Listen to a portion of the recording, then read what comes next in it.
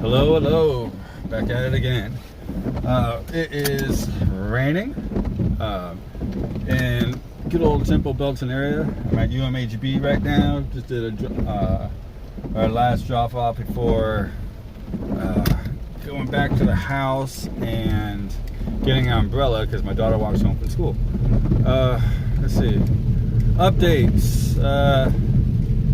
It rains, it pours, like literally, huh?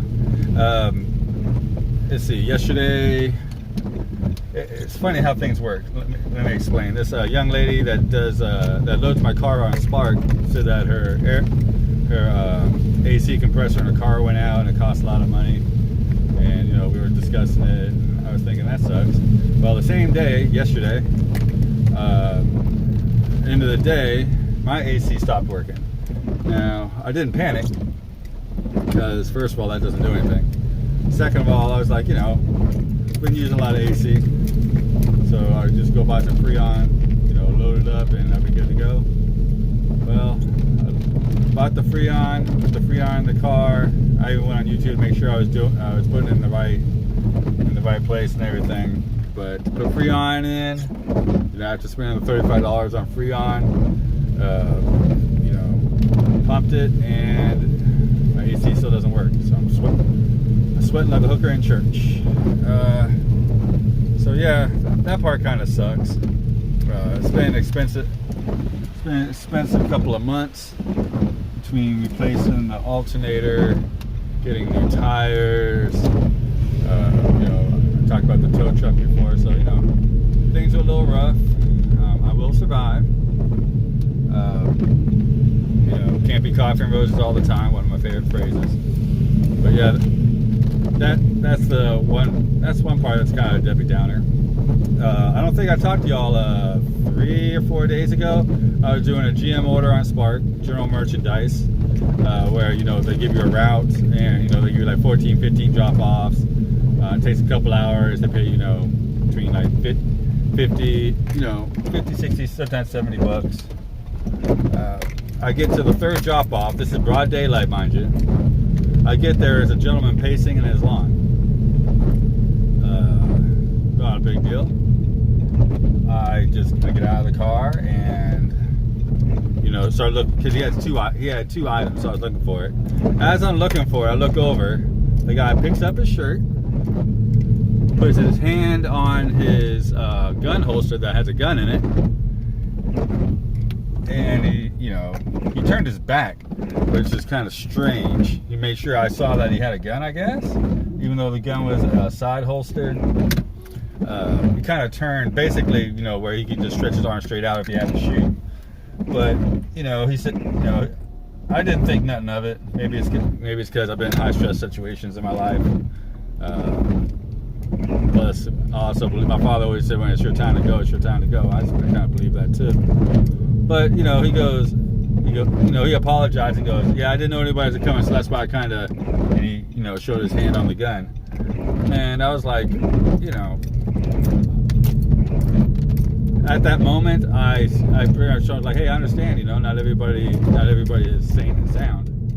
He took his hand off the pistol, we got to talking and everything. And then, he said, the only thing you be sure about is God. I'm not going to get into a deep religious conversation here, but 2 things about that interaction with that gentleman. First off, your statement that you didn't expect anyone to come in. I didn't come to your house for a party. I came to your house because a Walmart order that was placed from this address. Now, maybe it wasn't him. But yeah, if he didn't know I was coming, or if he placed the order, then he knew I was coming. If he didn't place the order, okay, valid statement stands. Second of all, the only thing you're sure about is God. I'm like, in my mind, I'm thinking like, are we really doing God's work by you putting your hand on a weapon when you see a person walk up to your house? I haven't even stepped on your lawn yet. In broad daylight, and it's a pretty decent neighborhood. I mean, it's in West Adams and Temple. That's as much as I'll talk about where it's located. But really close to the Walmart. Like I said, it was one of the first drop-offs. Probably within a mile and a half of the Walmart. And, it's a pretty decent neighborhood. So it just goes to show, not everybody's on the same page. But that's it. It's funny. I was talking to my brother-in-law. That, he asked me, if I'm a gun owner, and or I own a gun. I live in Texas, even though, and I don't. But he says, well, you'll wish you have it if you need it. Which, in my mind, that's kind of a fear statement. Living in fear. But that's just my opinion. But it also made me think, in that situation, if I had that mindset, they say I have a gun in my glove box, or I had a gun on me while I was doing deliveries, and I had that mindset. That man puts his hand on his gun. A couple things, like someone could have really got hurt or killed, right? Second off, it would have been really bad for me because he had the drop on me regardless. Even if I had a weapon, I'm not a sharpshooter, quick draw specialist.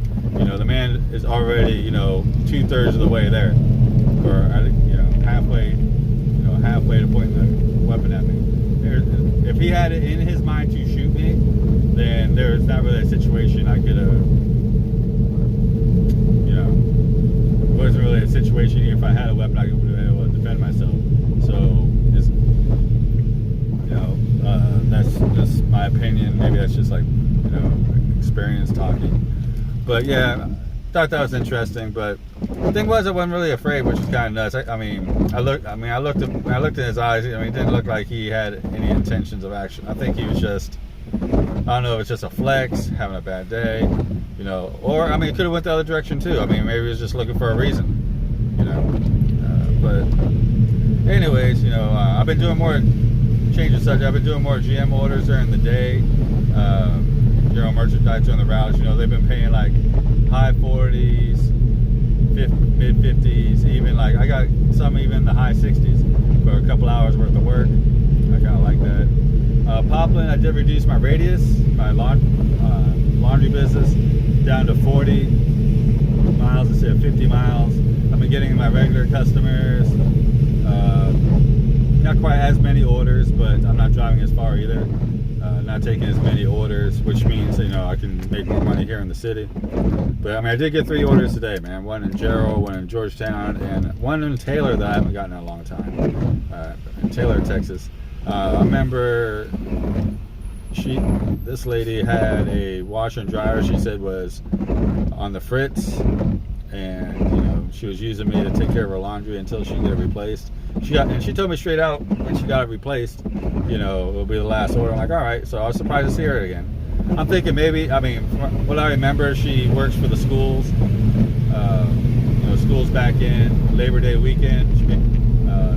I've talked to her before. It seems like she really enjoys spending time with her kids when she can. So maybe this weekend she decided, instead of doing laundry, she would bless me with her laundry, where I can take care of it, make $1, and then she gets some free up time with her kids. That's what I'm kind of hoping. Either way, I'm going to get paid. She's going to get her free time to do whatever it is she wants to do. But yeah, I wanted to kind of share, so right now I'm kind of sweating right now, but it's not going to stop me. AC is a convenience, even in Texas when it's 100 degrees. I need to pay off some things before I can get the AC fixed. A buddy of mine, my wife's boss's husband, knows a lot about Nissan, so she's got to talk to him. Maybe he can look at it. It could be something as easy as a fuse. Who knows? I'm not a mechanic. But yeah, that's pretty much the update. Some car issues. A guy putting his hand on his gun when I'm doing a delivery, and delivering in the rain. Let's see. I'll end off with saying something about customers, like for tips and tricks. I think I've talked about keep your porch light on. I guess the tip of the day for any customers that are going to watch this is that if you have a meet at door, and especially if you have a PIN number, be respectful and have the PIN number ready. Be ready for me at the door. I don't care if you watch me on the GPS or whatever, but don't have a driver like myself out there waiting 3, 4, 5 minutes while you get your stuff together, you put on your pants or whatever it is that you got going on the other side, put down a cigarette, put down the blunt or the alcohol, whatever it is. Come to the door, have your PIN number ready. The reason is, I mean, it wastes my time, which, you know, is very valuable to me and other drivers. But more importantly, like if I have multiple orders, like your order might not be the only one I have. Like there's a good chance I have somebody else's order. You know, I mean, I have it in a hot bag, but I'm trying to get their food hot just like you're trying to get your food hot. So if I'm spending, you know, a couple minutes waiting for you, that takes away from the customers, a bad experience for them. They're cool, you know, their fries might get soggy, or I mean, I deliver ice cream sometimes, you know, that might end up getting soup, or you know, they're gonna get a cold burger or a cold pizza. So that's my tip for consumers. And I'm gonna let everyone go. I'm getting close to the house. I hope everyone has a good Labor Day weekend. What is it? Be safe out there. If you got a drink, don't drive. If you got a barbecue, don't set yourself on fire. I will talk to y'all another time. All right. Thanks for listening. Take care. If you like this type of content about what goes on in Tempo and Belton when it comes to gig work, you know, you can like, subscribe, leave a comment, and I'll catch you on the next one. Bye.